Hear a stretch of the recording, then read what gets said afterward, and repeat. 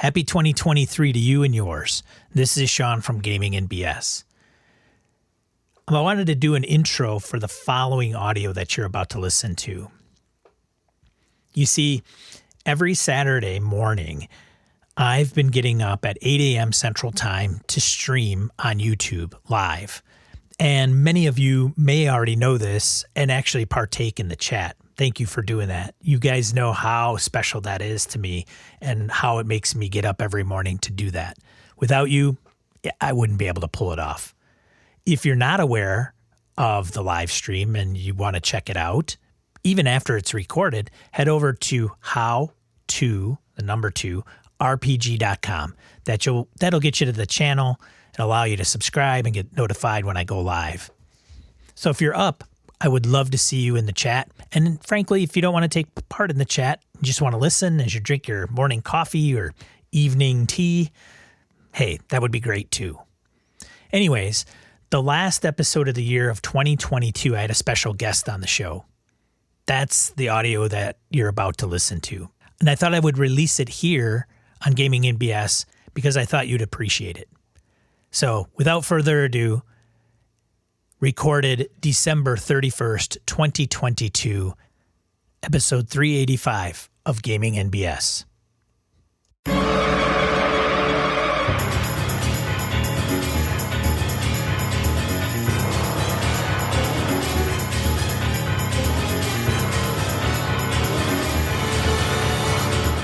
What's going on, Brett? Hey, man, I think I've disappointed people. I'm seeing Santa in the chat.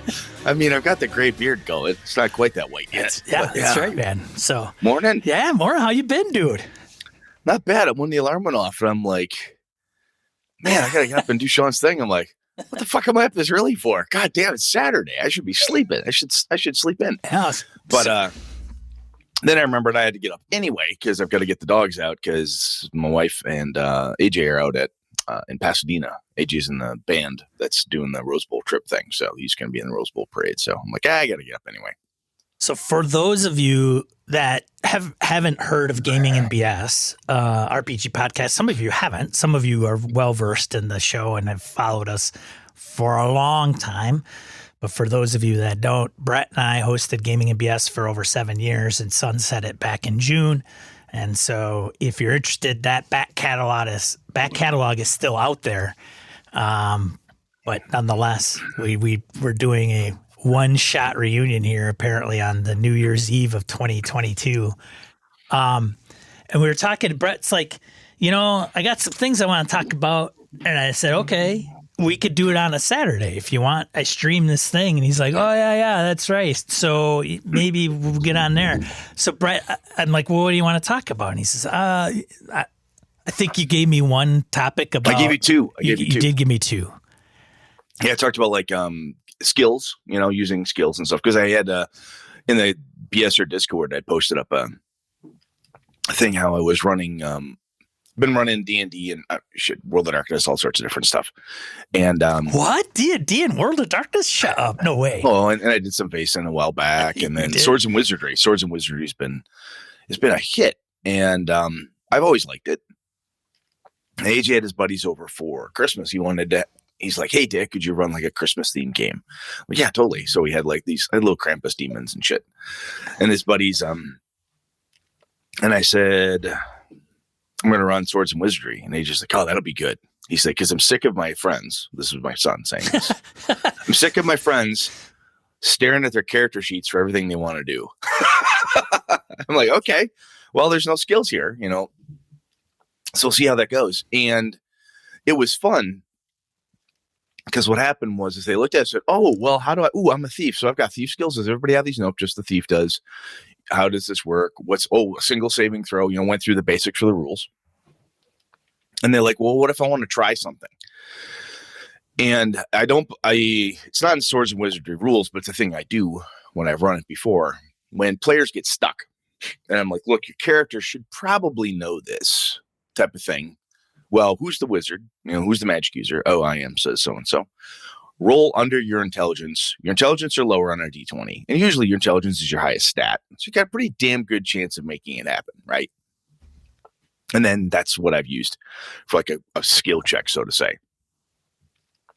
And it worked out really, really well. And I found that group, and it's not everybody, obviously, because I don't game with everybody, but that group had a kind of a breakthrough, if you will. Maybe it's too strong, but for how they were describing and role playing versus heads down, looking at their character sheet. Can I try acrobatics? Should I try this? Kind of skill shopping, right? To try to solve whatever problem situation was in front of them. And it was pretty cool to see them do different stuff. And at the end of it, the group, Jackson and a couple of like Jackson especially, which is why I remember this. He looked at me and said, "I love this system. It's really sweet, smooth, and simple."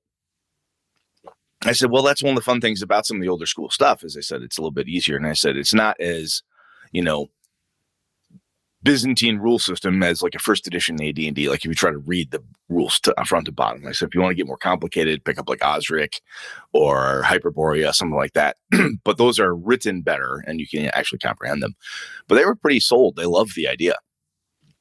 And one of the other kids, Henry, said like, "Well, I still like 5e though." I said, "That is totally cool." I said, 5e is a perfectly fine system. Nothing wrong with it.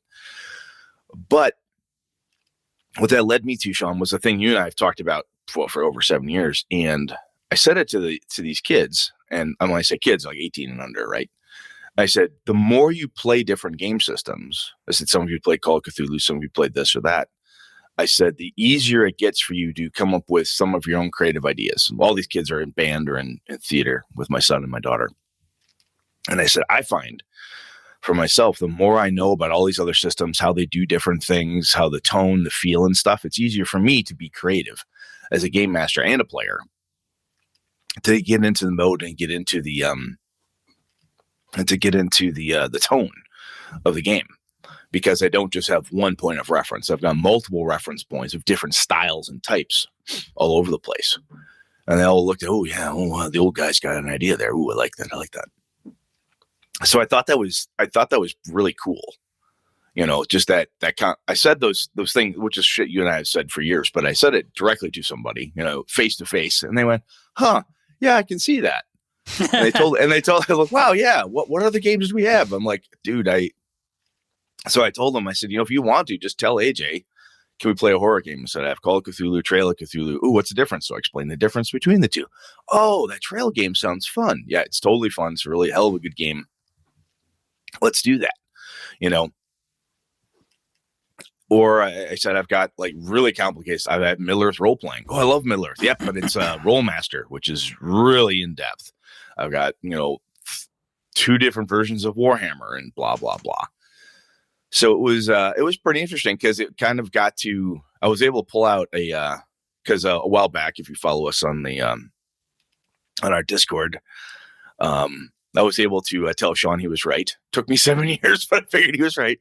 And I told the kids, I'm like, man, a good gaming system, if you pick one, I said, like Vaesen. I explained Vaesen, however you want to pronounce it to them. I just had, so somebody posted the Humble Bundle, which is, I saw that. Forbidden Lands and 3 Vaesen books.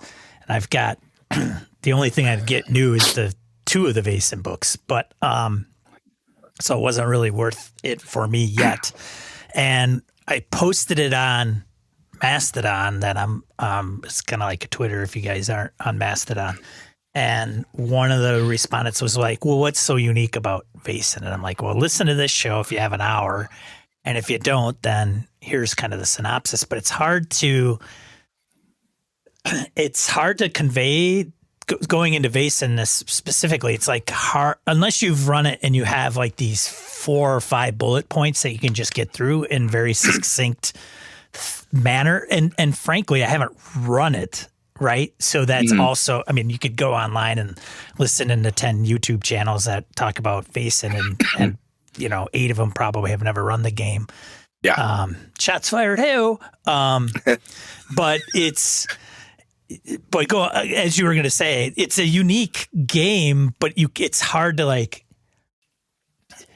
they're like, well, so I think if they've literally said, What's so unique about it other than like, Norse, monsters? And I'm like, that there's so much. Well, yeah, I mean, in Vaesen, so this is what I explained to the kids was I'm like, look, in Vaesen, Yeah. I said, you're going to have more fun, in Brett's opinion, as a campaign. Because you get a manor. You start the game, right. Your characters meet through this process, and there's this manor home, which has hidden mysteries in and of itself.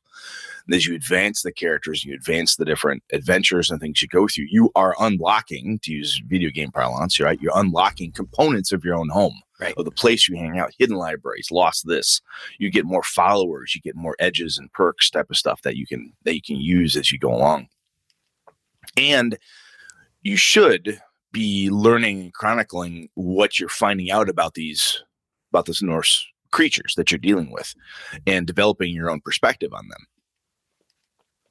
Are they all from the devil? Are they satanic in origin? Are they nature in origin? Is it our fault because we're driving technology and stuff into their world that this conflict is occurring and so on?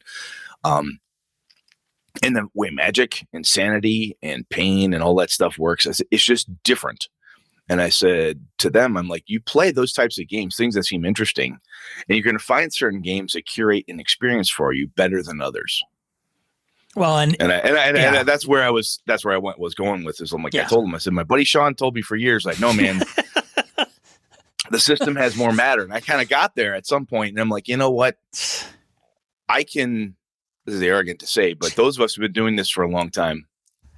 Free your mind, Brett. Free your mind. But you know this, Sean. Guys like you and I, and men and women, and folks if you've been game mastering for a while, you can game master over the top of something. You've done it, right? We've talked about this, Like, look, I'm trying to run this thing, forget about it or whatever it is. I'm trying to do this thing, and the players don't know shit about Savage Worlds. And I got a 4-hour game slot at this con to get them to appreciate the game. I could either, quote unquote, waste my time teaching everyone the system, or I could go, or could just get into the game. Well, all faithful, old faithful fallback. I think we all have some of those for sure. Yeah, most of the times it's 5e, honestly. Oh yeah, know. But I'm like, the more if you pick a game like that, I said, if you want to really have a very good folklore hunting, figuring out mysteries experience, I said, I have not found anything that's like Vaesen yet. I said, I love that concept, and it curates and wonderfully provides you all the tools you need for that type of thing. I told them about Symbaroum, to stay on the Free League bandwagon. Like, all player-facing dice? Everything's player-facing. I, as game master, do not roll a die. I just give you difficulties and stuff. Oh, my God, that sounds crazy. It's all exploration, the rules around it and stuff. Oh, wow, that's really neat. And AJ was telling me that as much as he loves 5e, one of the things that frustrates him is that he has to do a lot of work to maintain X, tone, atmosphere, whatever the case is. And I said, man, that's been a quote unquote problem that some people have identified, which is why we've got all these other games in some cases. I said, it doesn't mean it's a bad game system. It's still a ton of fun. I have a blast running it and playing it. I said, but there is a little bit more work on everybody's side to get into that feel, because you don't get to lean back on the mechanic to help you push into something. I don't know if that makes sense. It does. And I think going to the theme and not, even Vaesen or removing the game specifics, I think there is a crossroads many of us come to, and some of us will come to that fork in the road and they'll go, oh, interesting, I'll go down this way, which is different. Or they'll just go, I'm going to stick to this because it's what I know, and I don't want to change, or I don't want to make the effort to do X or Y, or it's just the thing that I jam on all the time, which is great and fine. But I think when we talk about that fork in the road, somebody like your son is going to come to that, or his group. There's two things though. I kind of look, I'm not going to be all over it on this, but there's a couple things, right? So they may not consciously be searching for it. right? Like they probably weren't until all of a sudden they kind of like AJ was probably like, I have these challenges. Well, he's been exposed to more than they have to Sure. because of me, right? Yeah, So he's right. stuck in my house, looks at my bookshelves and goes, "Ooh, what's this one?" I think I have run probably a dozen different games for him at this point. Yeah. Well, right. And you know, it's see you later, Kev. He's taking off. So see you, man. Yeah, it's or so they stumble upon it, or somebody presents it to them, and they go, "Ooh, this is what I've been missing," or they have that missing piece that they have in their brain, and they're like, "I'm trying to find this other thing," and they purposely seek it out intentionally. Versus like stumbling across it or joining a con game to try something new. So I think it's always interesting how, and then it goes back to, you know, some people saying, well, it doesn't matter if D&D succeeds, right? And I think part of that discussion also has to do with, like with 5e going to 1D&D, there's going to be folks that don't want to move on to 1D&D. They're either going to stay in the 5e ecosystem, they'll move on, or they'll try different games or both and realize that there's different games facilitate different things, and it might be easier or faster, or there's talks about 5e being way too complicated to run for a new game master when you can just run these rules lighter systems or things that you're touching on, or in AJ and his group about skill shopping. Well, there isn't any, but you were a farmer. So because you were a farmer, you would know about certain animals. So here you go. Like, and when I think some of that clicks in some of those players' brains, they're just like, what? I'll tell you, man, though, what's interesting, or what I find interesting, I should say, is that you need to, when I was younger, I first started gaming, AD&D or D&D, that was the game, right? That was the one everybody had. Every once in a while, someone would say, hey, I have Top Secret. I have Star Frontiers, I would say, or I have Middle Earth. Those of us who had the other games, we were like the gaming nerds. The other guys we played with, or I played with, excuse me, were they were gamers that hung out with us. They were the people who were willing to game with us. And eventually, when I started gaming in other systems and trying different things, it became only the people that were really into RPGs as a hobby. They weren't just passively into it. Insofar as it was a thing to do when we hung out, we liked doing that. I think it can be scary to go from, I learned D&D. I've heard about this Call of Cthulhu game. That looks really cool. And now you could say, hey, guess what? I went and downloaded the free, tryout version of Call of Cthulhu. Okay, so I didn't have to spend any money. That's good. But now I have to convince someone to play with me.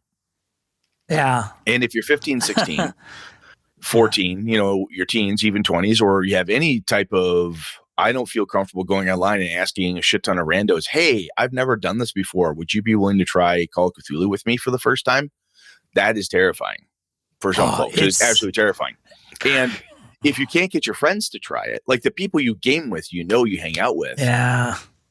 Which is one of the reasons why when I try new stuff, I'm very fortunate. I've got my game group that I've been with for 30 years. I've got you. I got people from the BS group.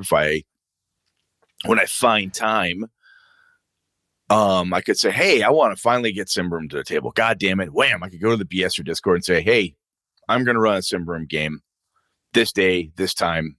I need 2 people who's in. Boom, I'll get people. Because I've found and, through the podcast and other folks figured this shit out. But it's it's scary. It really is. And I think that is one of the reasons I told the kids this when I was talking to them. And I said, look, here's an interesting thing. Even if you don't get a chance to run it for a long time, I said, I got games on my shelf I've not yet run yet. I said, but by reading the game, I said, it gives me creative ideas. It gives me thoughts about what I could do. I said, a game like D&D is really cool because it allows you to inject a ton of stuff and you don't break the game really. Right? Right. Like I know last time you and I chatted, this is ages ago, it feels like already, but about like your a Forbidden Lands game. You were using Stars and Wishes and stuff like that. That is not in the game. No.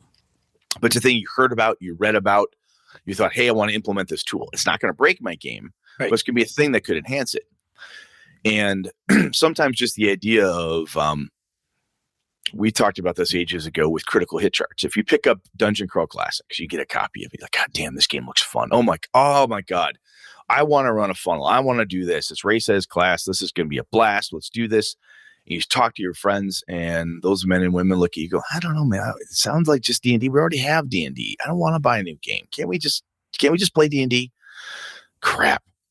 But when you're done going through it, if you look at those critical hit charts, you now have a phrase, terms, words, a complete little snippet that you can use as a descriptor for your combats, for how the spell effects go off. You can steal pieces and parts of that creative stuff.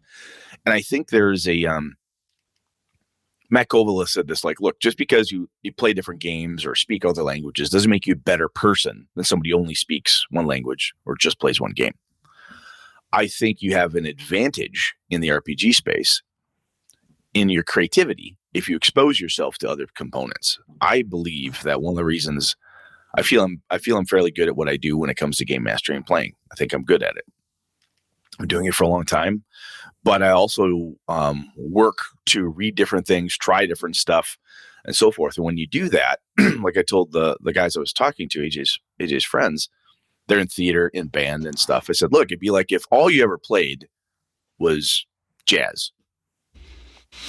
Okay, cool, smooth jazz. Yeah, you're really good. I mean, half the guys at the table are all percussionists. So I'm like, all right, so you guys got 4 really good jazz drummers. Great. And then I throw you something from Rush or Tool, and you're like, what is this? Who the hell is that's Neil Peart, Danny Carey? What the hell just going? Oh, and here's some Meshuggah. Listen to this guy. Holy fuck! What is that noise? This is crazy. Until somebody shows you that, or you don't sometimes don't even know that's available. Yeah, for sure. And like you said, you're kind of, it's not that you are actively wishing for knowing, oh, there's a hole in my creative process. I wish I could fill it. Wherever shall I go?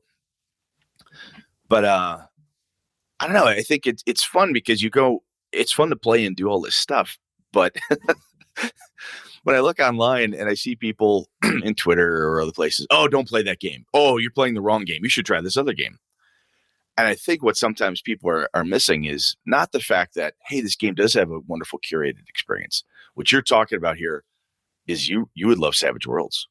Why? Well, let me tell you, man. Oh, that does sound great. I can never get it to the table. Yeah.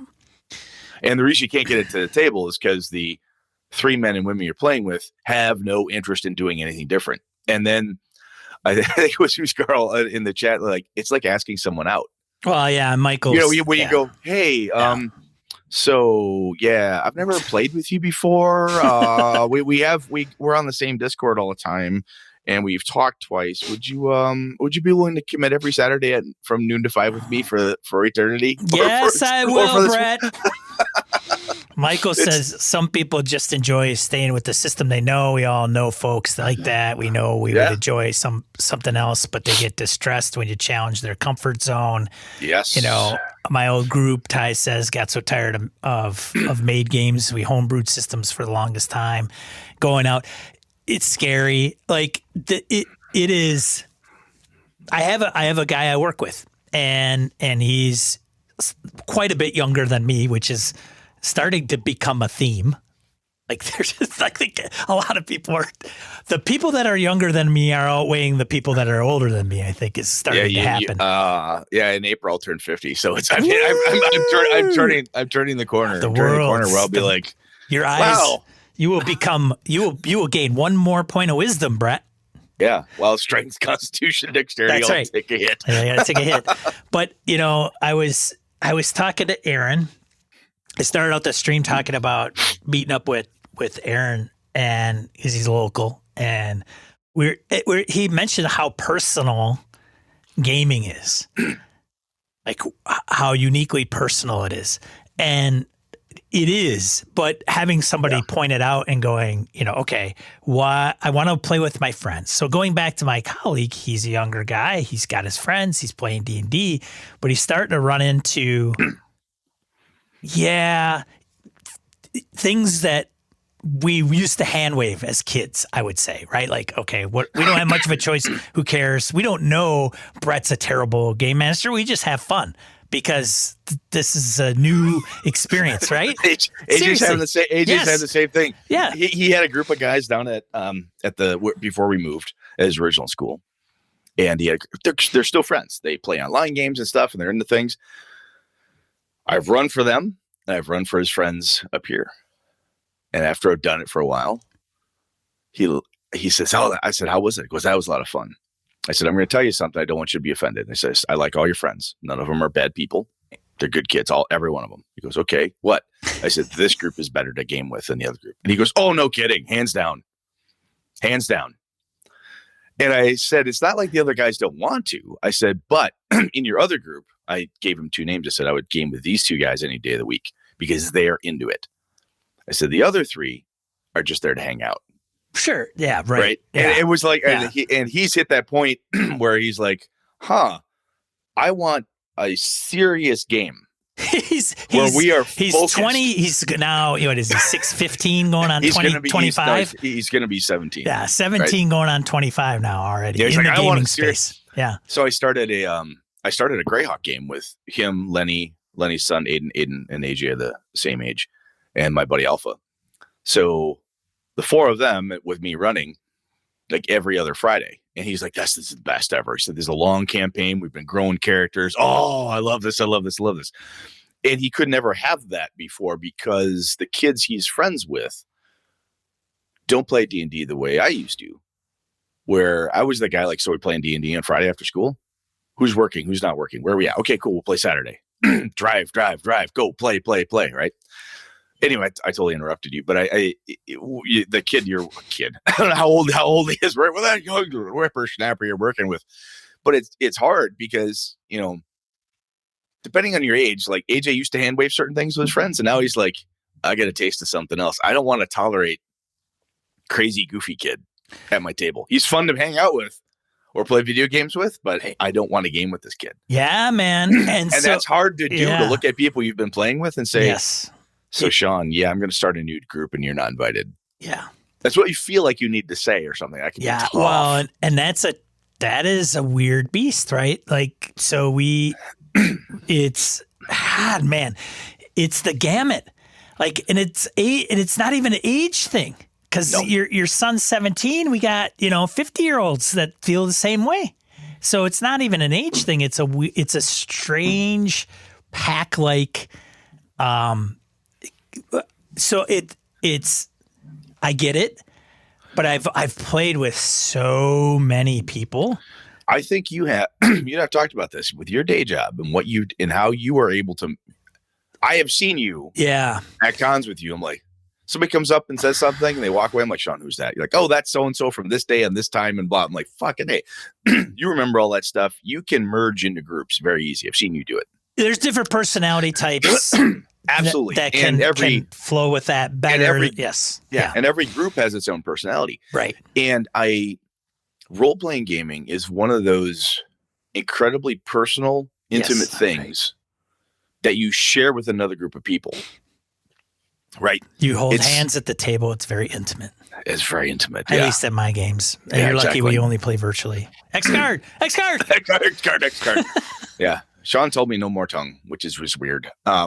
Wow, that went bad. Anyway, point is it's from a creative perspective, though, you are letting people into what is, because it's a little bit of improv, it's a little bit of writing, it's a little bit of, and people are often sharing things, what they think or how they want to approach a problem, what they thought was funny or what they think is fun and so forth. And these are, it's kind of like getting to know somebody over a span of 2 years, compressed down to 4-hour game. Yeah. It's a very intimate sharing of ideas and back and forth. And I don't like that, but I like this. And then to look someone in the eye after you shared this wonderful experience and all this stuff and say, "I don't want to do that with you anymore. I found somebody else." It's hard. I remember in high school having early college, after high school, early college, had a kid, Micah used to play with, and I started running Vampire, and I started with a totally different group on purpose, did not invite him. And Mike finds out, and I'm like, oh my God, what do I do? What do I do? What do I do? And he finds out, and he gets pissed at me. So, I mean, literally angry. Like the worst thing that in my head, I'm like, oh my God, he's going to get mad at me. And he was. He like yelled and was like berating me. How could you? I thought we were friends. And I said, okay, stop. Broke his heart, Brett. I did. But I looked at him and said, you play soccer? It was not the same thing. I said, no, hang on. You have a soccer team you play with, right? Well, yeah, 2 different teams. Okay, I said, you never invite me. Yes. Well, you don't play soccer. I said, you've never asked. But you suck at soccer, Brett. I can't have you on my team. Exactly. Which is where it went. Right. Well, I'm like, that's fair. The reason you don't want me on your team is because I fucking suck at it. Right. Right. And I'm not saying you suck at this, dude, but I'm saying is I'm playing this game with this group of people. That's a really good analogy. That's a really good analogy. And it kind of, he didn't like it. He was pissed. Hey man, I'm still angry, emotionally angry. Trying to build a franchise here, dude. I don't need any minor leaguers on my team. Yeah. Sorry. But at the end of it, it was like, okay, type of thing. And it is hard though. And I think the reason it's hard is because a lot of the people I'm gaming with when I grew up and stuff, these were friends. I was only asking people I really, really knew, because who the fuck else was I going to ask? And even now, if I told one of my kids, well, just go online and find somebody. Okay, one shitty dad. I mean, I'm also the IT dad who's like, okay, like, who are you talking to? When are you talking to? Do not go in this chat. Never use a real name. Do that, blah, blah, blah. So there's online. People are nervous because, like, am I going to get bullied online? Am I going to get some fucking sicko saying shit to me? I don't want to just... am I going to end up role playing the wrong type of role playing? I gotta say, it's hard. It's really hard. And when you're talking about friends, oh my God. Anyway, Sean. Well, and it's so I've pointed out examples of how I've had a lot of game groups, and some of them had become friends through that, or I knew them ahead of time.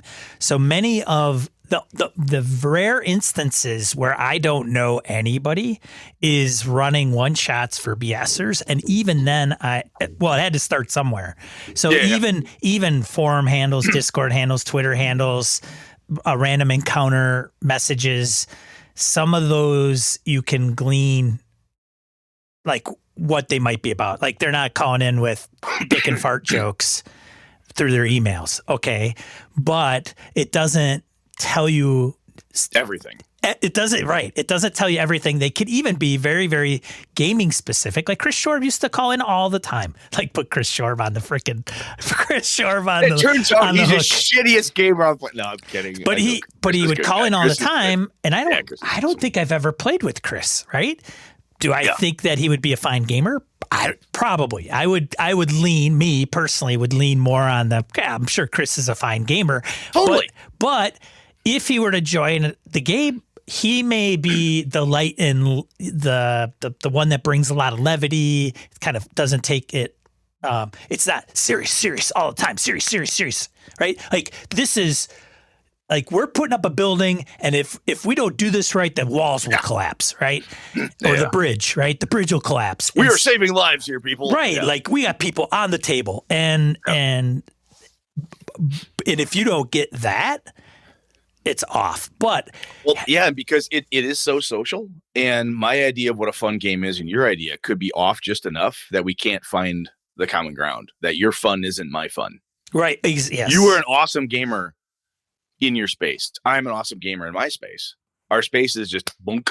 Well, they don't, the Venn diagram is really thin, and the other thing is that it's funny because not funny. It's ironic because we get nervous about the quote unquote stranger or the rando or somebody we don't know well. And then we don't want that's too risky. I don't know.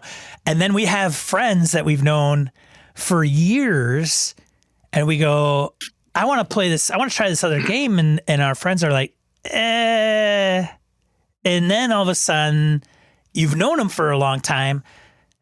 So it's I'm guessing that there are a huge amount, not a huge, but there's probably a good amount of the Venn diagram where we have friends that we love, yet we the gaming is a weird component. Like it almost becomes like, do I want to hang around with Brett in the gaming sphere? Like I'll go ride motorcycles with him. I'll go hunting with him.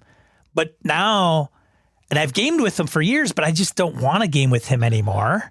So my buddy, I went bear hunting. I'm going to go again this next spring. My buddy Arnie, he's literally the best hunter I've ever met. The guy he's amazing to hunt with, to hang out with. I always learn so much just outdoors lore from this guy. He has no concept of what role-playing games are. He asked me once, goes, so you've got like gaming tattoos? Yes, I do. What is that again? So I try to explain it to him. He's like, huh. Oh, like Skyrim. Is that like Xbox? Oh, wait, no, he's older than I am, so he doesn't even know what the fuck Skyrim is because he's, his kids Mud. Is that like Mud? Yeah, he's like, I don't get it. So he'll try to do like a gaming joke at me and use like what he thinks is a video game joke, but he thinks it applies to me and it doesn't work. But I just chuckle with him anyway. It's fine. Yeah. But it's just those two worlds are never going to meet, right? That's just not the thing. And you can. I totally went off the rails there, but it's so funny because in a way, because I've got this thing I want to do, and I'm afraid to talk to new people. I'm afraid to like my current friends won't do it. If you're old enough and you've been in the, if you're in management of any kind, you're hiring people. And if you're not, this may not resonate with you, but sometimes, I have to, I had a contractor, just brought a contractor in a little bit ago. And he's working for one of the managers underneath me. Son of a bitch didn't call me. Well, you don't feel my area. Just kidding. Anyway, so the guy, and the guy's not working out. So my manager gets hold of me and says, hey boss, guess what?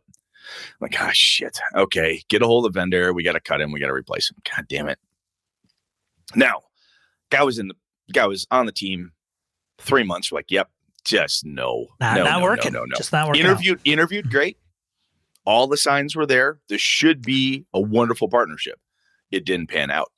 In the job world, corporate America, of course, is so bloody fucking cutthroat. It's like, oh, you don't work. Wow. Throw the body on the pile. It's horrible. And even then, I feel bad because this is a person who isn't working out. We tried it for 3 months. We're like, okay, let's give it another month. Let's go 4 months. Let's give him 4 months to hook in, show his stuff. Doesn't work. God damn. Okay, fine. We got to cut this guy. And I feel bad cutting anybody for any reason because this is a human being with a life, needs a paycheck. I don't know if they have family in some cases, blah, blah, blah. I feel bad about this stuff. I can't be that corporate dude who just shoots people for fun, right? Not me.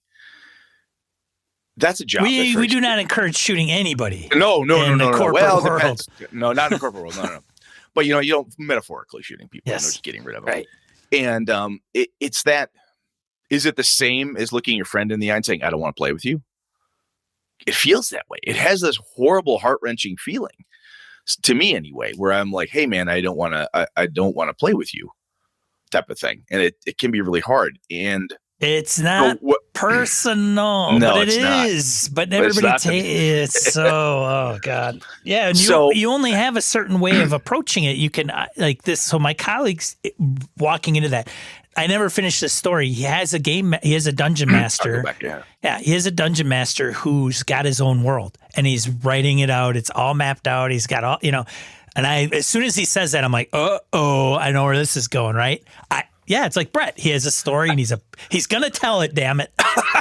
And you're gonna play. You're gonna play through his damn novel. That's the way it's gonna be. But those are terrible. He's like, what do I do? And I said, there's a couple things. You could just bail and tell him, or not tell him. There's that one. Or you could give him feedback and pray that he absorbs it and says, oh, that's I never thought of that, but you gotta. That you could do that. It's how you do it. And a lot of people don't know how. And some people don't know how to recognize it being given to them. So yes. I have done the. What do you mean you're giving me feedback, Brett? Like this is feedback? How dare you? I don't really agree with you. Yeah. Like my game's awesome. What are you talking about? Exactly. Yeah. How can you not? I don't understand. Now, one of the things, how do you... If they have a confused expression on their face, might want to stop talking. You just stop. Like, Stop time out, because they are not picking up what you're putting down. No. Well, things I told AJ's friends when we were talking about different games and stuff. And I said, one, the benefit of just reading them is a creative input. You get ideas and variations and things you might be interested in. I said, you learn a shit ton. I said, at the end of the day, every game designer, modern game designer, is started out just like you did. They were started out playing a game, figured out what they liked, didn't like, and made their own nonsense, because that's all this is, right? I like my own gaming world, like my own gaming style. I do this thing, you figured out, blah, blah, blah. I said, one of the things that you get to do, though, to wear your friends down, I joked at them, was when you pick up Call of Cthulhu, you say, hey, I'd really like to try this. They go, I said, don't take no for an answer. So you got to sales pitch this shit, man. I said, they come back. I said, it's not like hard sale. I said, this isn't like an Amway, pyramid scheme sale pitch, right? But you can, I said, by bringing up the idea when someone's like, yeah, I want to do something different. Well, I could always run that Call of Cthulhu game. I don't know, man. Hey, how about a one shot? All right, fine. Let's just do one. You can tell people about it. You can use references. You can discuss the thing. It's this is one of the ways that I've watched the kids, my kids, hang out with, where they influence each other back and forth. Ilana has some friends that had heard about RPGs, but really weren't interested in it at all. She asked them, have you ever played? Were you interested in playing? And they very politely said, I don't know, maybe. And she said, okay, if you ever want to, blah, blah, blah. A month later, she's like, hey, I was thinking about running a game on this day. I know you said you might be interested. In case you are, I'm going to run a game on Saturday. Yeah, I think I'm in. Yeah, I'm in. Let's try this. She didn't get everybody that she talked about, but she got some of them. And two of them played and went, yeah, that was fun. And faded off into friendship land and other stuff. One of them was like, that was fun. Can we do this again? Right. And now she's got a friend who likes gaming and stuff. And I think when I say, hard sell, don't take no for an answer, it's a joke. But the idea is if you have a new game and you want to try it with your friends, because this is a group of men and women or whoever your folks are that you want to hang out with. Sometimes it takes a little bit of convincing to try something. It's like the first time your friend says, hey, have you read this book? Have you seen this TV show? My buddies have been watching, what the hell was it? One of my friends watched Reacher on Amazon, and then they were watching Yellowstone or something. I can't remember. I think, it's Yellowstone. And now I am really tempted to watch this show. Why? Because I got two of my good friends that I game with every week have been talking about this fucking show. Nonstop. Every time we take a break or we get together, hey, did you see the latest episode? Blah, blah, blah, blah, blah, blah, blah. And they talk about it like they're really into it. They're having a blast. Hey, really, Brett, really why did you try Vaesen? Well, the reason I tried Vaesen was because of what I read online and from people talking about it and people I trust in the Gaming BS forum going, oh my God, this is great. I looked and went, oh, that's interesting. It's all because of, people like you. The reason I decided to look into Free League Press stuff was because my buddy Sean said this game company makes really good shit. It's my God. Great, man. It's fantastic. Yeah. Dungeon Crawl Classics. Sean Kelly tells me, hey, Brett, have you played this? I heard about it. Don't know anything. I know all the good games. I don't know why anybody doesn't just ask Sean. Just like, oh, I don't like that game. Try this one. This is really awesome. Yeah. I've never had anybody come to me and say, that was wrong, Sean. That game sucked. Yeah. Have you run Cold Shadows yet? Oh, God I'll tell you bless what, though, that's happening. That's happening this year. Like, I got a group. I'm going to sit down Thursday. I think I have it on the list. They haven't ranked it, but I don't care. Like, we're going to come to an end, like the next one on the docket. So we just wrapped up Forbidden Lands, 15 sessions. And then, I don't know if I told you this. So we got done with 15 sessions, and Harrigan and I think it's probably Kevin and Phil and Wayne as well, I'd hope. We're like, I don't know. Harrigan and I are in 2 long-term campaigns at the time, taking up one night a week. And so we wanted to get more games to the table in 2023. And you can't do that if you're tied up in one campaign, right, for the entire year. So we're like, we're going to end this one, and then we're going to start running other games, one-shots or mini arcs. So we've got a list the games, who wants to run them, and what those look like. So the next one is Alien. I'm going to run that. But I have the short story is I have Cold Shadows on that list, and I'm going to get it to the table. And if those guys are like, dude, I don't want to play Cold Shadows, I don't want to play Cold War, or I don't like that system, I don't care. And so that's it. So they're going to play, and we'll make it happen. I love that. Yeah, I've been talking about, I got to leave. Or I got to go. I got to leave. I got to find somebody else that's going to do it. It's very simple. Well, as Victor says in the chat, the mini arcs are great for trying out new games. Yeah. I think one of the things that and new people exactly, but one of the things that I did and I watched. So my kids got into when I first started running D&D for my kids. Connor, AJ, Lana, Michaela had no interest. They were 6 months old. No, they were like 4 and 5. Because I'm like, I'm going to run games for my kids. God damn it, I can't wait any longer. They can speak. They went straight from the hospital, and I started rolling dice in front of them. Exactly. Gave them a D20 for their birthday. But I started running campaigns. Like, hey, let's do stuff. Let's build, blah, blah, blah. And then there was a point when I'm like, hey, do you guys want to play this or whatever? And my kid's like, oh, and I said, well, we could just play one game. And he looked at me with shock, like, you can do that? I said, absolutely, you can have a one shot. A one shot's a game that just lasts a session. It'll be a quick story. Oh, neat. Interesting. And I think that one of the pieces that can happen if I'll just pick on D&D because it's the big monster, right? So if you're playing with a group of folks that are playing D&D and every time you play D&D, it's like one of the published adventures or pre-published, as we used to say in the biz, this 200-page monster that takes you from levels 1 to 12 or 1 to 15 or whatever it is. 1 to 20, baby. 1 to 20. And it takes you literally a year to 2 years of real time to play through the whole damn thing. 2,000 hours. Yeah, if you think that is what a RPG game has to be, I could definitely see why somebody's like, look, man, this Vaesen thing, it actually sounds interesting. I don't want to commit the next year of my gaming hobby time to your game. Right? Get out. But I think one of the things to help people do, as Victor's talking about, is like say, no. This game can be run in 4 sessions. Really? Yeah. This Call of Cthulhu adventure, 2-3 sessions tops, guys. Really? Yeah. Okay. Oh shit, I can spend that time doing that. Right. And I think part of what some people's hesitancy is that I've encountered with trying a new game is that they have a predetermined notion of what investment they need to make.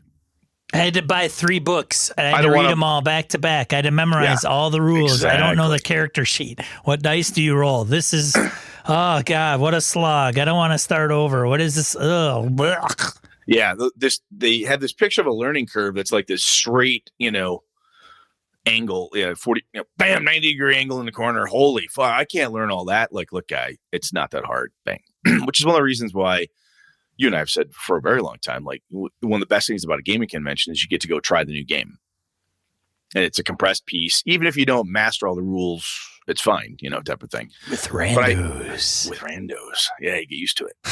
But I honestly think, though, that if you do that, if you can, as gamers, when we're working with new players, I started, AJ's friends here in the Wausau area they understand one-shots because they do that a lot. Like, oh, let's just play D&D tonight. Let's just make up characters for tonight and have some fun. So they like watching character progression, but that they just want to have a good time telling a story and doing the thing at the table at that moment. They're fine.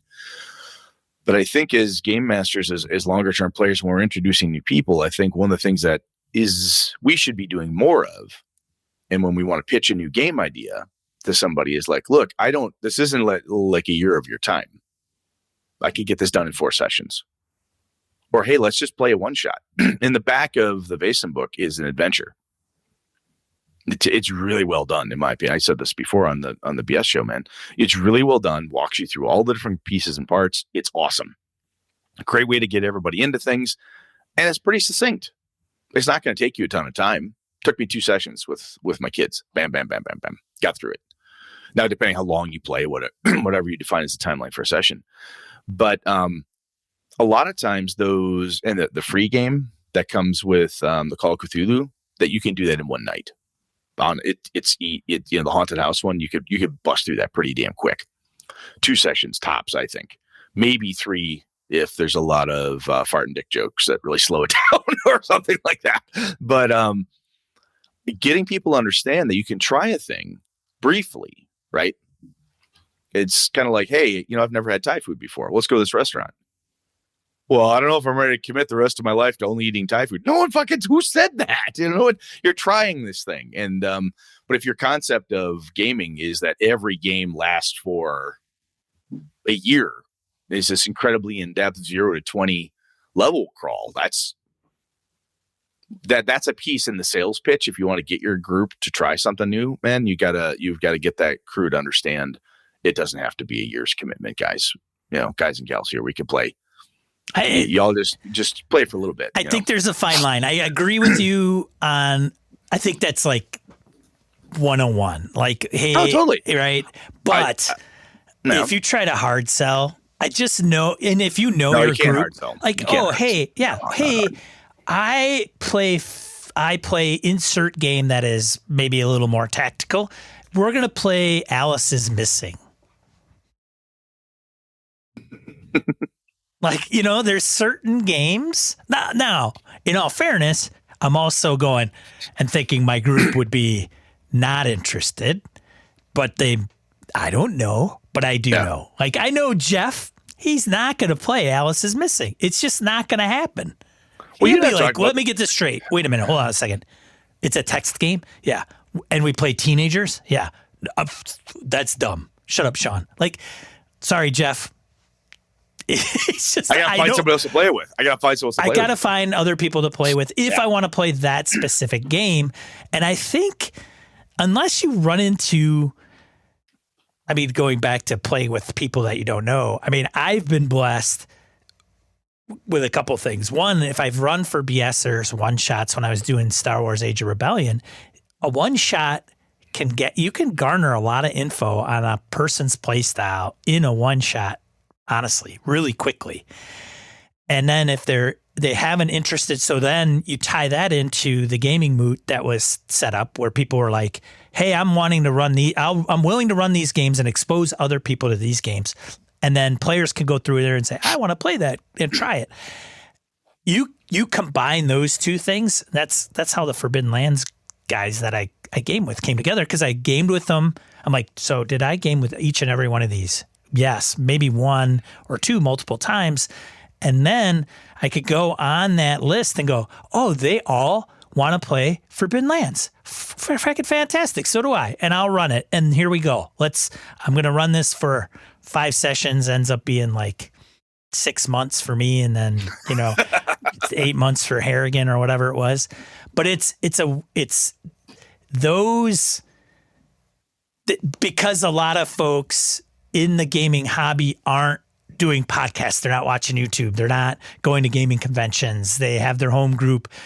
That piece is not like it's outside of their purview, if you will. Yeah. If you're in that space, right, like you and I were and are, is that Brad and Sean have our own little Discord thing. Cool. I've got people there that are basically pre-screened that I believe are interesting, good, fun people. Right. I look at them like, hey, the other piece I think, and you taught me this, and I didn't realize I was doing it, but the approach of opt-in is a big one, where if you're saying, hey, I've got this game, I really want to run a Call of Cthulhu game. Hey, you know what? I'm thinking of running Saturday. Anybody want to play?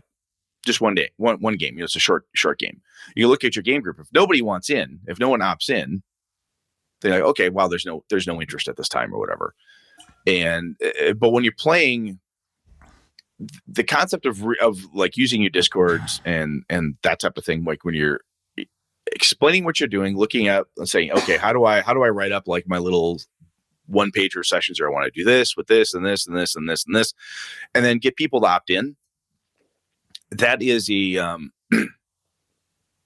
it could be a couple different things. One, you could have no hits, right? For you finally broke down or not broke down. You broke through and said, all right, I'm going to play with randos. I'm going to try to find people I don't know on this Discord forum. I've never played with them before, but I'm going to say, hey, I want to run this thing. I say I want to run Bushido, which is this old game, I think from the 70s, early 80s. Played it once actually with a friend of mine ages ago. Anyway, I want to run Bushido. No one knows what the fuck it is. So I give my little pitch, throw it out there on the forum, or the Discord, I should say, and no interest. Oh, man, no one's interested. Well, that's okay. I struck out here. That's fine. I could try it somewhere else or whatever the case is. You got to go where the Bushido players are. You got to go where the Bushido players are. Right. But you can, you've got to try something. And by throwing it out there and saying, hey, I want to run this thing, is anyone interested? You're going to get people like in the Gaming BS Discord. I'll get people that someone will say, hey, that's interesting. I will chime and go, that's cool, man. I wish I had time because that game sounds like fun. Okay, cool. This Brett guy just said he thinks this game is interesting. So did 3 other people. They can't play now, but they're interested. So let's keep it. Let's keep this idea together, right? I don't know. It's tough. It's tough to make friends and gaming. And I know there's some people who are like, I game with people and they're only gamer friends. They're like work friends, right? I've got people I work with. And if I quit that job and I never see that person again, I'll forget their name type of thing. I don't even know who that guy is anymore. And to me, when I start gaming with you, especially from a campaign, my expectation is that we're friends because I don't like spending a lot of my free time with people who aren't my friends. But I don't know. It's weird.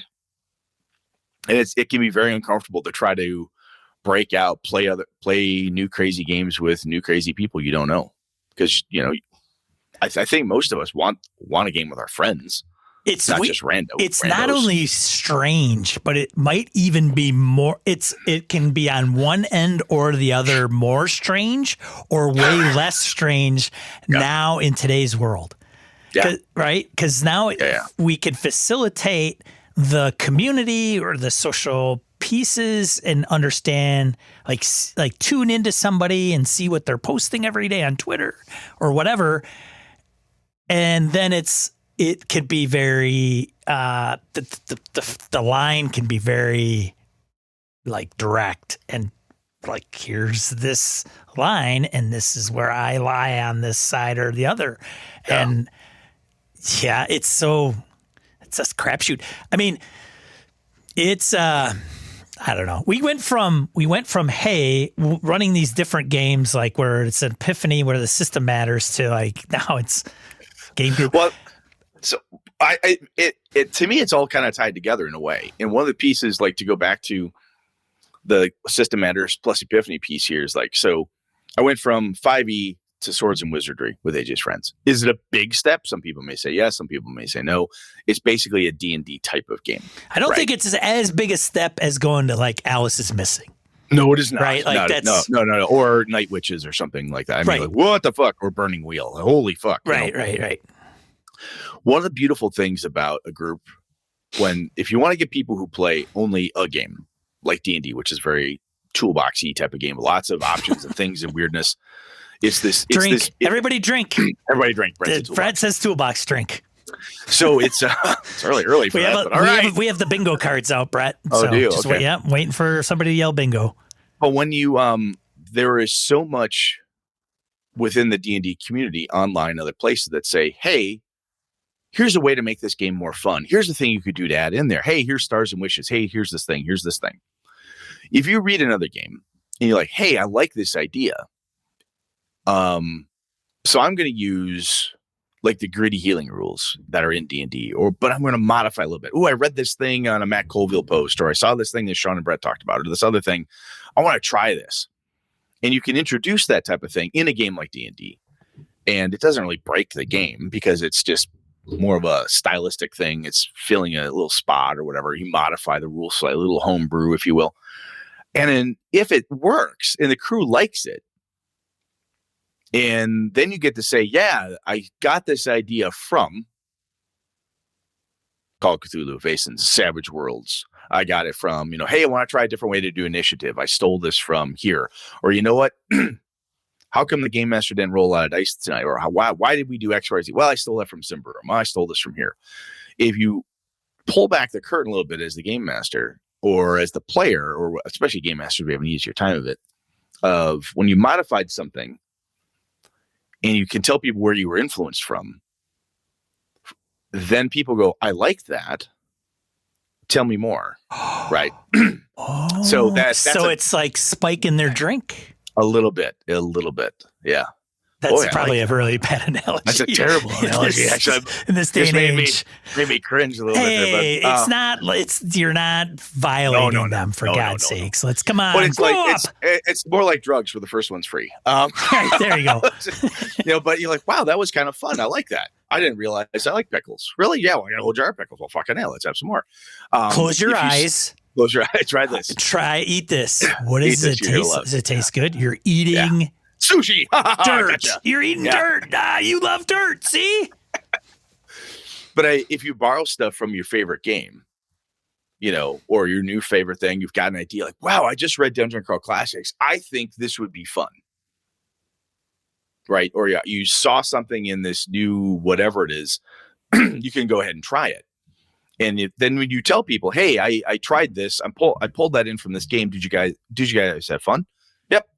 The folks said they had fun. Well, I stole it from this game, or I stole it from, hey, Ange had this really cool idea.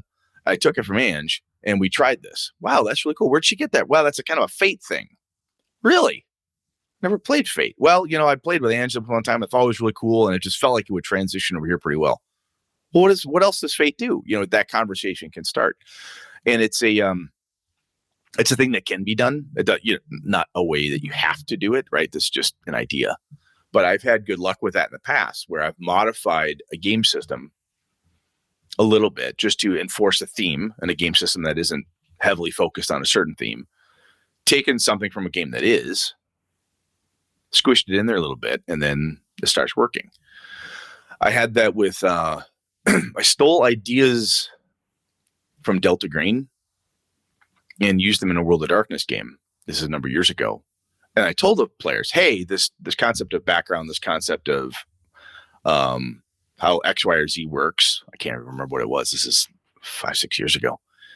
And I kind of took a couple cues from Delta Green. Lenny goes, yeah, it did feel kind of Delta Green, because he'd read the rules too. And I said, well, I was thinking of running a Delta Green game. I went, yeah, that sounds fun. That was a good thing. Yeah, let's try that. Yeah, that sounds good. Because they played with it for a while, had a taste of just a piece of it, which is similar to how my group has come up with. I was in a con and I played this game because it sounded interesting. And guess what I bought? Oh, you've got the rules now. Yes, I do. I want to play this. Sounds good. Lenny picked up Worlds Without Number a while back. So I got that sitting on my reading chair in the corner here. Because he's like, this sounds really cool. You should read this. I'm like, all right, sure, I'll read it. That's his way of saying you should read it and run it. There you go, Brett. Ding. Right? Like, run this for us, you. Which is as kind of I like being the GM. Obviously, that's fun. That's my most fun I can have. Control freak. Ask my wife. Is when a player says, hey, have you read? Have you seen? I picked up, would you like to take a look at it? That's a sign, right? And the other piece is game masters. When our players say something like, hey, I just read Savage Worlds. I'd like to try this. And they look at you. And that player, because you've been playing with them for a while, or you say to them, do you want to run it? I kind of want to play. They're asking you. Right? They're asking you directly, indirectly, or, hey, would you read? I've got the book. Would you like to borrow it? I got the PDF. I could send you a copy. I have blah, blah, blah.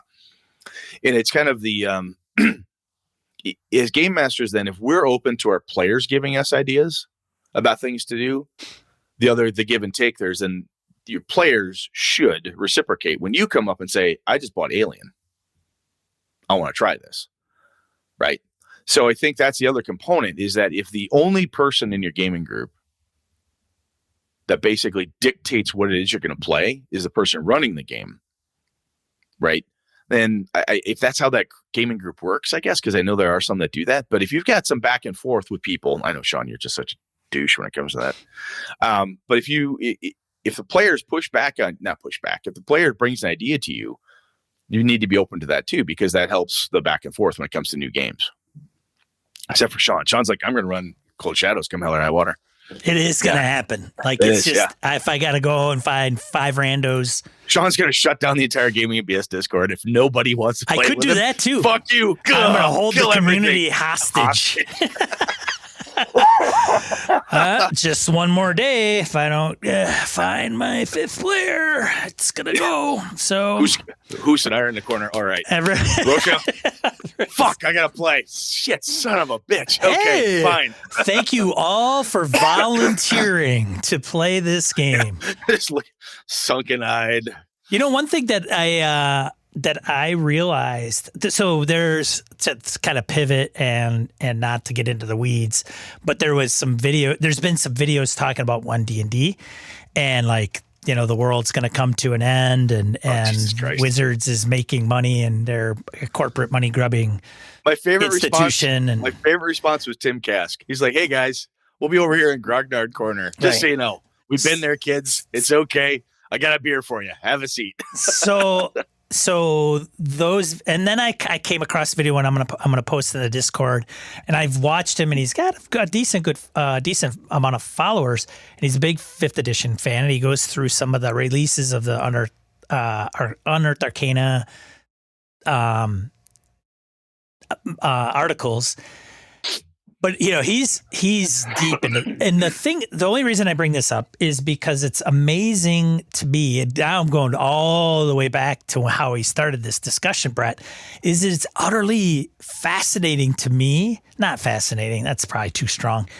Because there's a couple components in the thing where he's like, they're going to be doing this, or they put out this release and this is going to be in 1D&D, or it's in the play test. I'm really excited about it. Super awesome. You know, it's blah, blah, blah. I'm looking forward to it. Oh, and then they made this, and then they also allowed it to be in the rules. And it was a thing that he had mentioned or referred where it was almost to the point where it's like, if it's not in the rules, you can't do it, which is I mean, I think that's where some of the camps come into play in the role-playing game hobby, where you get some of the OSR folks that maybe the rules light, there's no skills, and then there's some that are like, if it's not written out, you aren't allowed to do it, able to do it, you're not supposed to do it. Or you have a game master that's flexible that says, well, it's not in the rules. That's okay. You could do that. Or you can make up that specific character. Or what are you thinking? Well, I want to do this, but it's not in the rules. Like there's no half human, half tiefling, half dwarf character. And that's what I want to do. And I would say, well, why? Right? Because is it to like get these boons? Because then that motivation is for optimizing maybe? Or is it just like you have this person type in your mind, and it's surprising. Now, it also works on the flip side, where you have some of the looser systems where people are like, not in my game, right? I don't want the halfling, dwarf, human, Goliath in my Swords and Wizardry game, in my campaign, game aside, system aside. Like, that's not going to roll because it'll break the world or whatever. Well, that's where AJ actually brought this to me, and he said one of the things he really likes about D&D with all is that he can pick what works for his setting. Right. I think. Oh, I like that. He goes, I like because from his perspective, he's like, I don't allow X, Y, or Z classes, backgrounds, races, blah, blah, blah, because that doesn't fit in the world I've made. Totally makes sense. So, which I think is a lot of, I think that's very common. And then there are some people that just hate that mentality. It's like, but then you run into it's in a rule that says I can be a Loxodon. I don't want any Loxodon. Right. Well, too bad. The book, it's legitimate. It's a legit Wizards of the Coast on the title. Yes. I can be a Loxodon. Yeah. You said this book is allowed. Now you're locking everything down. Now you're squashing all my stuff. You know. Yeah, I don't. There's role playing games are very, very strange because they're probably games in the loosest of terms. insofar as it's a fun thing to do, but there's no winner, there's no loser, right. as we often see in word game. We should, yeah, I know where you're going. It's funny because you outline what a game is, and it's like, well, you don't do that in this. What's a game? And then you don't do this and that. There's no teams. Like, well, yes, there is. Like, yeah. And it's hard to say, well, I always play everything rules as written. Really, every rule. Every rule. Wow. Every rule as written for every situation. So what if you don't remember? And when the situation comes up that there is no rule for, you just say, I'm sorry, it can't be done. How do you do that? Right. Because there's the spirit of the thing, the words, the terms, the effort. And that's where it comes. Some of that stuff comes into like place, not just some of it, but that's heavily influenced play style, what you like, what you don't like. And that could cause people to look at a new game system when you say, hey, I'd like to play Call of Cthulhu. And if the people who you're playing with, or one of the people who may reject such a premise, is like, I use every rule for this game for Savage Worlds, and that's what we play, and that's all we do. I don't want to have to memorize all that stuff for this whole new game, because that's how I like to play. I like to play with a level of system mastery where I have this. Or they're used to a certain level of rigidity within a rule system, like, say, a heavy skill-based system, or a 3.5 or a Pathfinder 1. I've not played Pathfinder 2, but where there's a lot of mechanization for just about everything. Social encounters, how many movements, how many pieces part, I have 6 partial movements that for every one movement, every third of a day, I get and it's, there's some people synergies too. Yes. Some people love that stuff, right. And then if they think about that and that's how they like to play, it can be very difficult to say, well, we're going to play, a white box. Like, what the fuck? There's nothing here. Right. This looks, how is this a game? There's nothing here. What do I do? Yeah. You look at a basic sheet, like the old green sheets. Yeah. Like hit point, armor class, ability array, a gear, name. Yeah. Alignment, and room for character sketch. Character sketch. Like it fits on a 3x5 card, easily legible. Like, what? So, and that's... and what's the difference? What's the difference with Brett's? Like, if we put the sheets right next to each other, the only difference is the name and the class, or race, right? Class is race. Like, depending on the game, it's like the gear, the notes, the things you did different. You could look at the gear and see what you've been through, type of thing. But then again, like if you play, and this was one of your complaints about like the Curse of Strahd, was like this doesn't, D&D doesn't facilitate the type of Curse of Strahd game you want to play. No, you want something different, right? And I would argue with you and say, yeah, but you can. Well, that's a shitty argument, right? It's like, well, of course you right. can. You've had that argument for 6.5 years. What are you talking about? Mostly, yeah. Well, it doesn't say that it's just because it's a bad argument doesn't mean it's not true in a way, right? Insofar as yes, you can. Sure, you can. Well, however, yes. Sean, don't want to put that much work into it. Why the fuck would I want to do that? And I could say what I need to say then is like, I like putting that much work into it. This is fun for me. Therefore, I'm going to do this thing because I like doing that type of work. Not everybody does. But anyway, God, fuck, we went all over the place here. That's the deal. That's the deal. I know. Wow. Yeah. This is like old school BS, man. We're just rambling like crazy. Yeah, it's so game groups, skills versus no skills, looser, less dense rule systems and mechanics.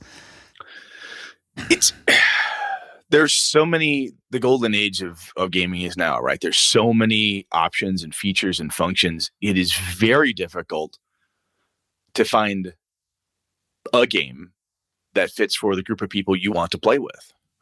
And I think, you think it's difficult? I think it can be difficult because it's overwhelming, perhaps. Like if you were to start from scratch and say, all right, what do you guys want to play? Go through DriveThruRPG and vote. So these are guys that I know. Even people I know. Okay. Like if I went to my group and said, all right, I will buy and run anything. Let's take money off the table and we will, whatever you want, go to DriveThruRPG. All right, no. Just to see if Brett could do it. No, that's horrible.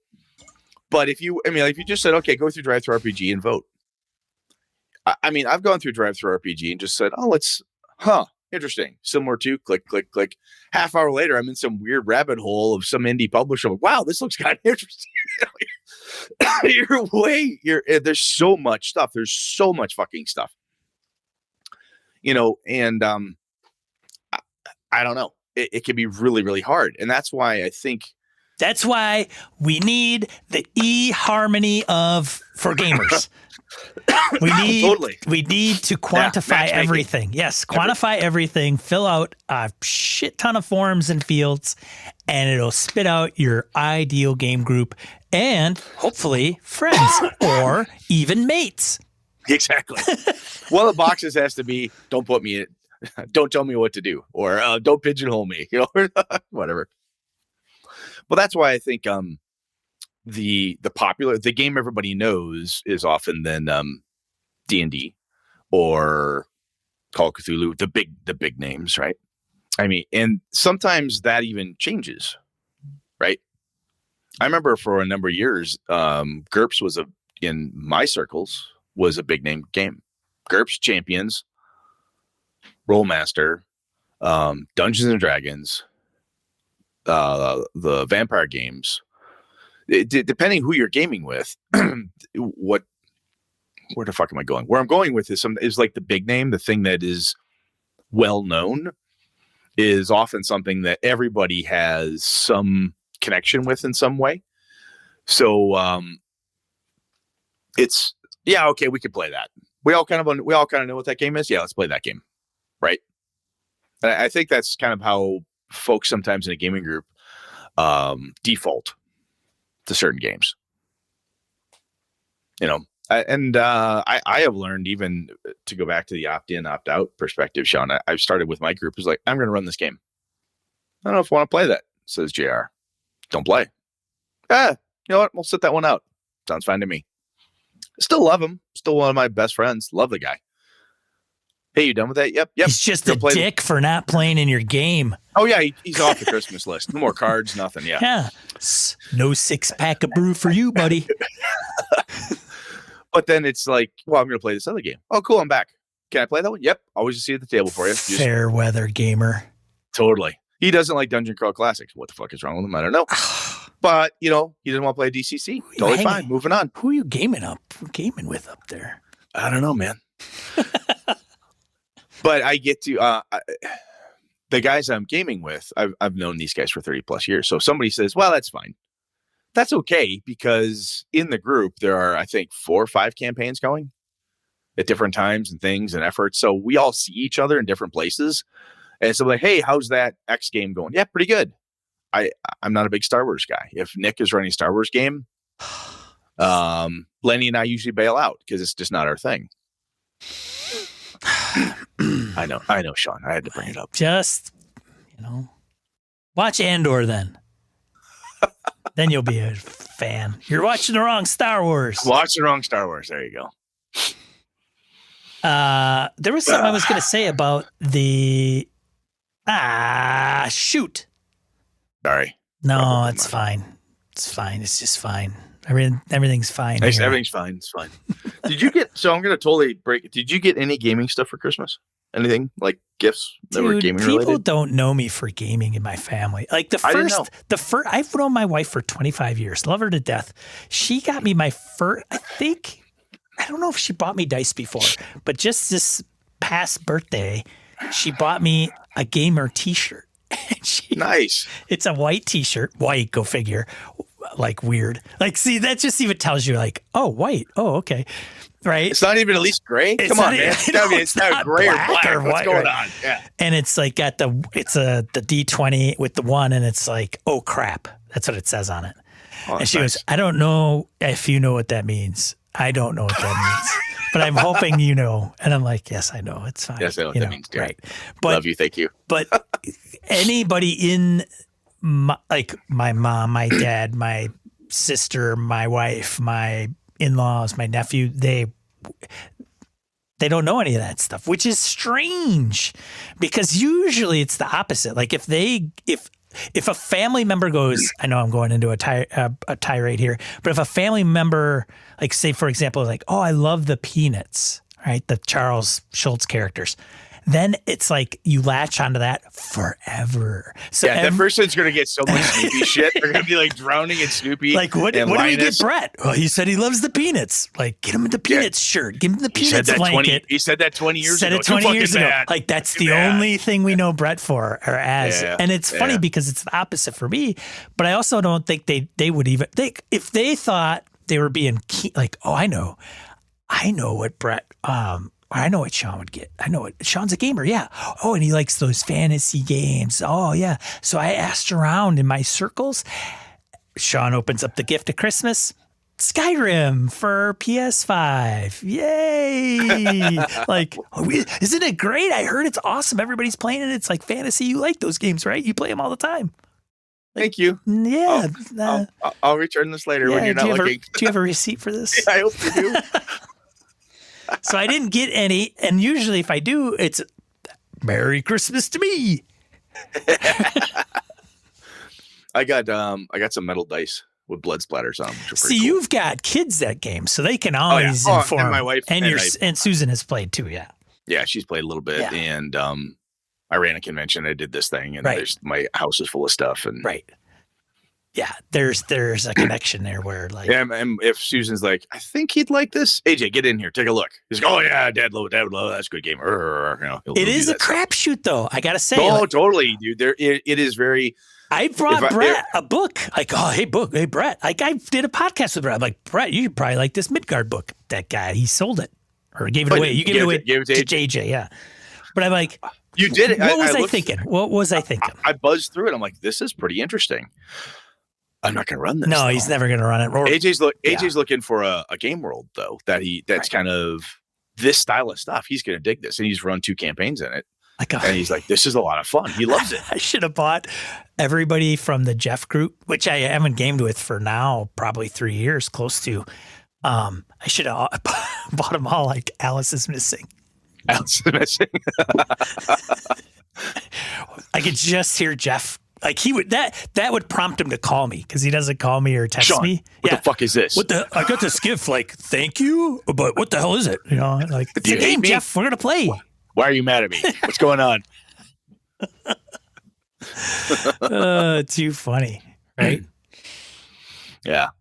So yeah, that was the holidays. Nothing overly elaborate. I think I've gotten some Kickstarters that arrived because I think when we go on a Kickstarter tirade. Did you get your Weird Frontiers? I did. Oh my God. Yeah, it's a beast. You got 2. Yeah. The leatherbound and the other one. I'm like, oh. Yeah, Dave. The package shows up. Dave went nuts on that one. Holy Christ! Scope creep, bro. Jesus, that book is huge. Yeah. It's got to be the biggest RPG book out there. Yes, it has to be. It makes. I mean, if you're shooting for that, first, yeah, it's good. It is the book itself is. And I never thought I would say this because when I was younger, the bigger book. Oh, it's a big book. Oh, this is so cool. It was in that, but I'm like, this book is unusable. At the table, because whomp, you put that down. I'm like, I thank God I have a PDF. A lot of sticky notes. Just a lot, because where is it? Flip the page. Holy fuck, Dave, I love you, Beatty. But yeah, love him, man. That thing is a beast. Cool. I mean, it's still. I've played the game. It's still fun. Yeah. Like, damn. Because that would be a game to go back to this. Like if I said, hey, I want to play this. Whomp. Right. People be like, you better know the rules, asshole, because I'm not doing that. Yeah, that would be one of those situations where it's like, oh, we have to read all those and memorize them. And and I now go from this game to this game. Like that's a lot of the 5th edition players, not a lot, a good portion of them are like, I don't want to learn a new game. So they just try to shoehorn 5e into everything. Well, the nice things about a game like Weird Frontiers that Beatty did or Dungeon Crawl Classics is you look at the size of the DCC book, you're like, motherfucker, this thing is huge. Yeah. And as Sean and I will quickly point out to you, it's actually, take the rules, crunch it down, it's pretty small. It's actually pretty simple. A lot of it, though, is because of the spell charts and the to hit and fumble. I mean, your crit hits and fumble charts. Oh, okay. So you take out like 75% of the book, which is that detail. The rest of it's pretty easy to get to. I'm wondering if DCC could probably fit in a zine format. Potentially. I think there's who was I talking to? I was talking to a couple of people who are like big DCC players. And I said, oh my God, like the Flojitsun rules for like spell, blah, blah, spell, wizard on wizard combat stuff. And they're like, yeah, I never use those rules. I'm like, really? You're like the DCC person. Yeah, I know. We don't. That's never come up. Huh. Okay.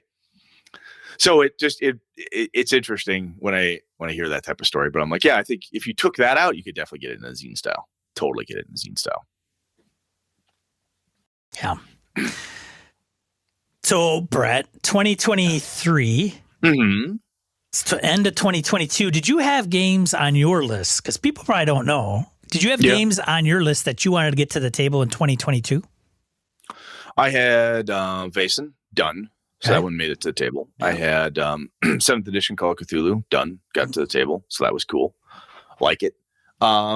Symbaroum did not make it, which is disappointing. That's going to have to happen in 2023. Is that okay? So you're moving that to the 2023 list? It's going to happen. It's going to happen. Native, not the 5th edition. Correct. Yeah. Okay. I have. If I'm going to play it, I want to play it in its original format because I want the player-facing dice. Let's see here. I've got more plate. I had one playtest session of the Avalon RPG with some of the guys, so that was fun. What's that about? What is that? Chris Sneezak and I are working on that. It's a PBTA rule system, I heard. No, it is not. What? Just want to make me mad. Brett's been coming up with moves. Yeah. 3 moves. Oh my God. I can't wait to read it. It'll be fantastic. If you fail, you take 1 and you must grow a beard.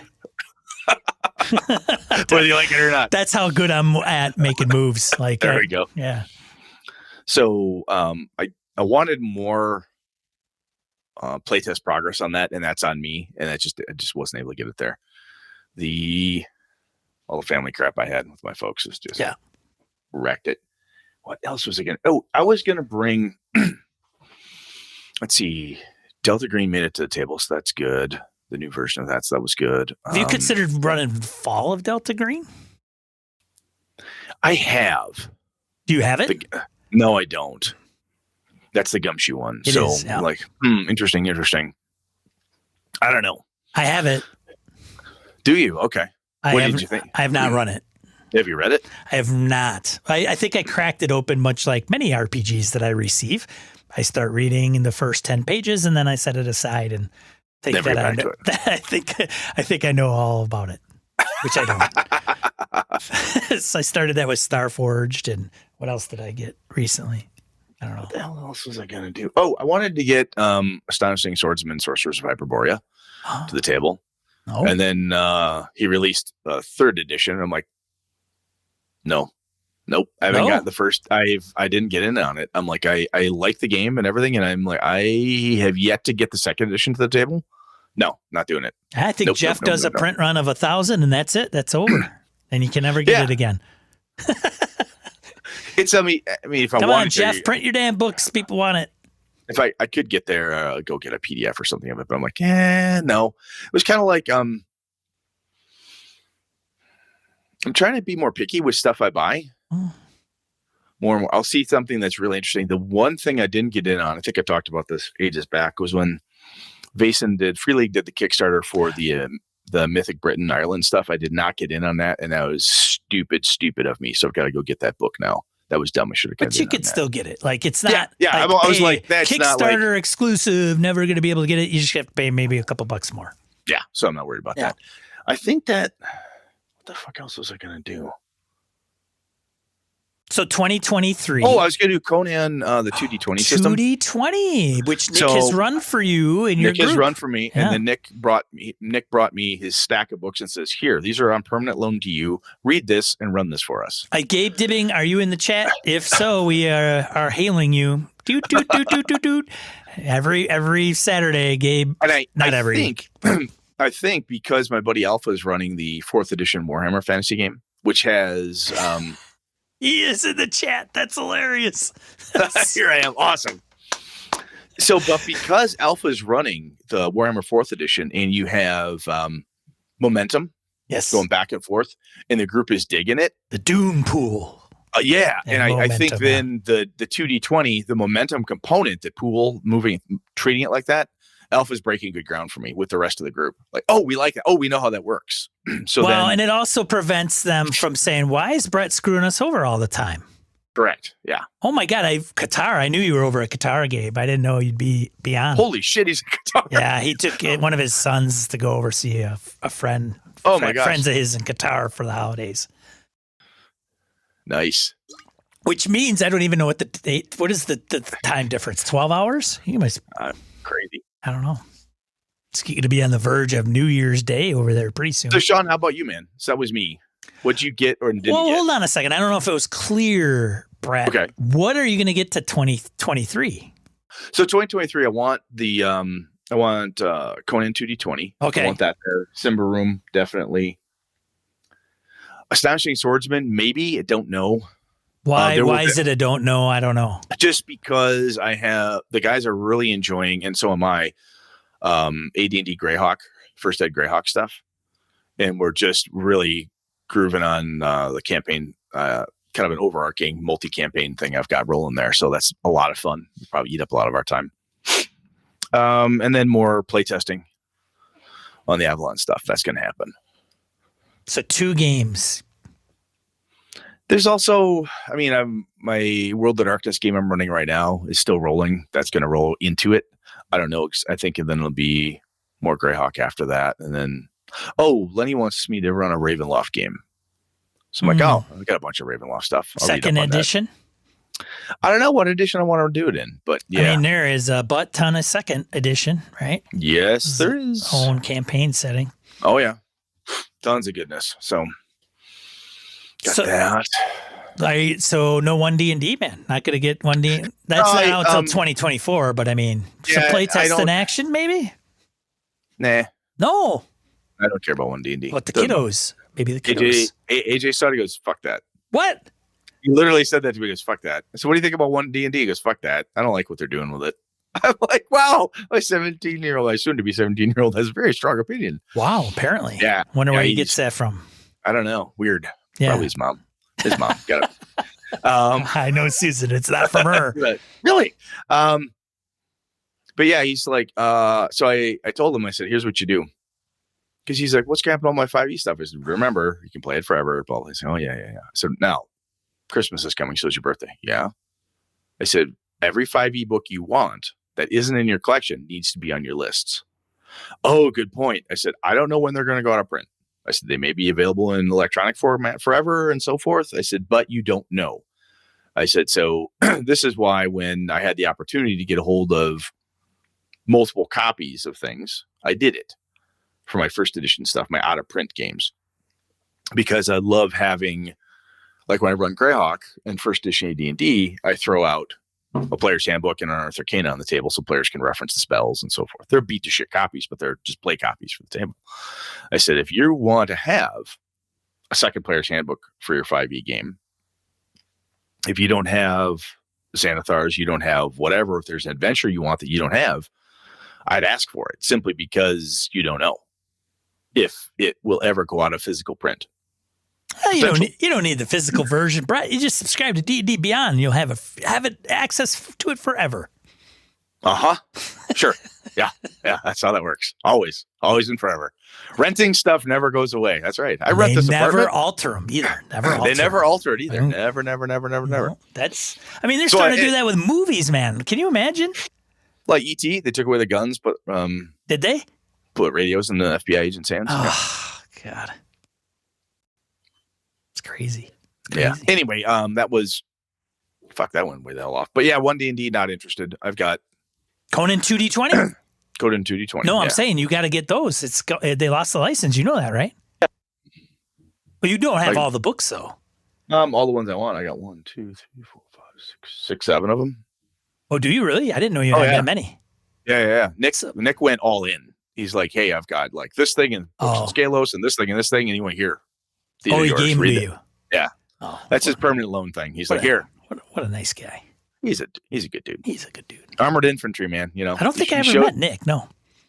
If you come, no, I don't think you have. Nick's a good dude. You guys would have plenty of Army stories. Sweet. So 2023, Cold Shadows for me. Alien will get to the table. Solid. I've run Blade Runner, so I can't really count that, though. That I'll run that for BS or Con. I think on the docket for the Forbidden Lands gang, like there's talks of DCC, there's some Savage Worlds on there. Like I would like to run a pulpy game, like Doc Savage. Okay. You know, Journey to the Center of the Earth, something. Hollow World. Hollow Earth, yeah. You know, where you like even Spirit of the Century, I remember briefly creating a character, I thought, where you had to like put in a, you know, Indiana Jones, like scrawled like in the pulp style. Like it's got to be something. Yeah. So I don't know, maybe pulp. Got to finish Delta Green, Impossible Landscapes. And I don't know what else I want to get to the table. I'm sure, Twilight 2000, all the Free League stuff that I have. Twilight 2000 is a big one. That one is, that's in my interested range, just because it's one of those games that I have a copy of the first edition of that. I'd be interested to hear if your group jams on that, because they are miniatures guys.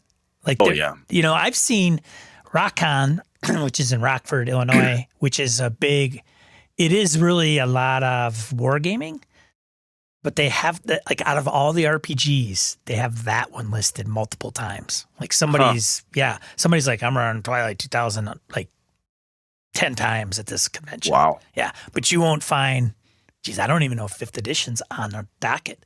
Oh, so speaking of minis, I want to throw this at you. So so after running, I ran a Pathfinder game, right? And I think I told you, it was this, I don't know if I told you this or not, I'd probably post you, but I ran Pathfinder first edition because the guy's like, I want to play Pathfinder again. You got it. Super uber fucking tactical. Let's go. And I had this whole Sometimes world. Sometimes they come back. Like we just like, it was I don't have any interest in that. It's like, what? Yeah. It was just blasted, destroyed Earth thing, blah, blah, blah. It was a lot of fun. And the guys love the minis. And I had played first edition Greyhawk, total theater of mind, just like maps, drawing, stuff on my TV downstairs, stuff, blah, blah, blah. And I'm running this Greyhawk game with my kid, Lenny's kid, and Alpha. And I said, do you want minis or not? He said, you know, Brett, you know, when you have like he calls it butcher paper, it's just basically brown packing paper, you buy in a roll at Walmart or whatever. I love those maps with minis on it, like no grid, just like representational stuff. He said, because I love my minis. He said, but I don't want to have to do the grid thing. Doesn't count. Doesn't want to count. Yeah. It's like, so I draw the map out and then we have the minis. Okay. You're standing about here, over here. This is there. This is there. Right. And it's fun. And that's how the crew is relative positioning, right? Yes. They love it because they get to use the cool minis because all the guys in the crew love painting. They've got great looking minis. So we get to pull the minis out and they don't, I think after Pathfinder first ed, they looked at it and said, I don't like being stuck in this square. Oh. So I want to move like over here, but kind of hide behind this little drawing of a stalactite, you know. Don't forget about the diagonals. Like, is it 1 or is it 1.5?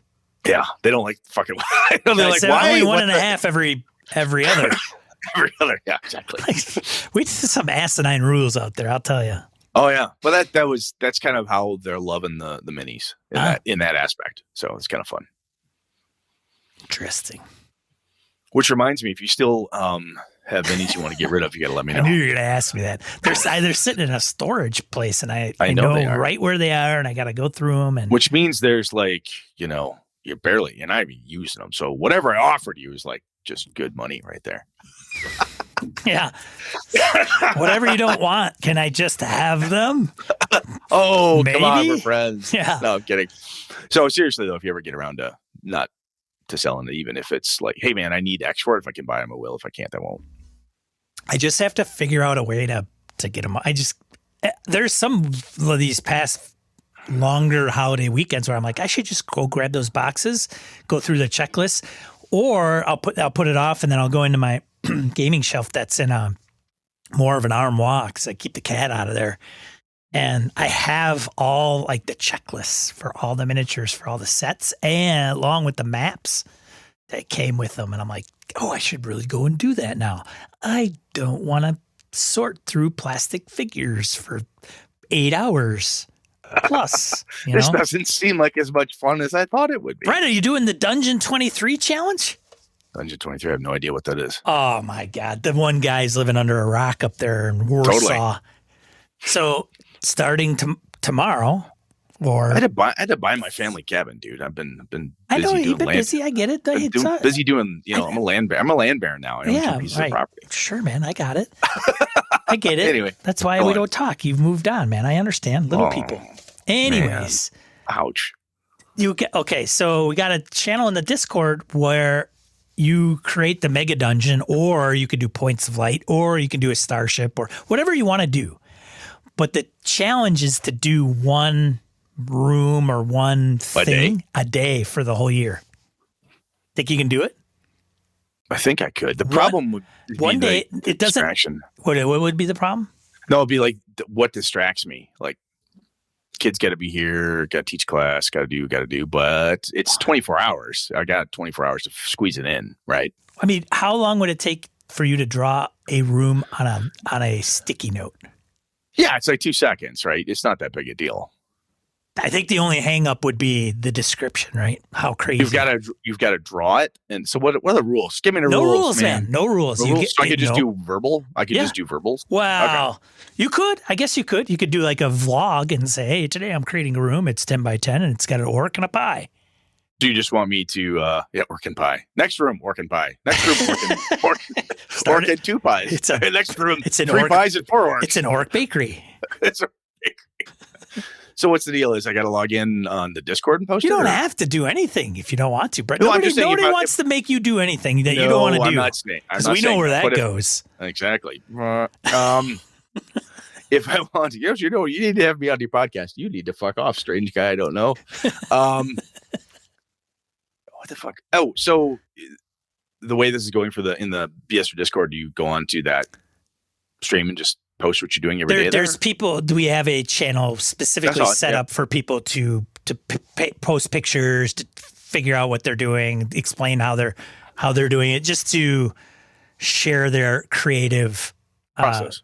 Creative process. Nice. So it's got a lot of traction. A couple websites have picked up the article. Sean McCoy from Mothership brought it up in an article where he's like, this would be kind of cool.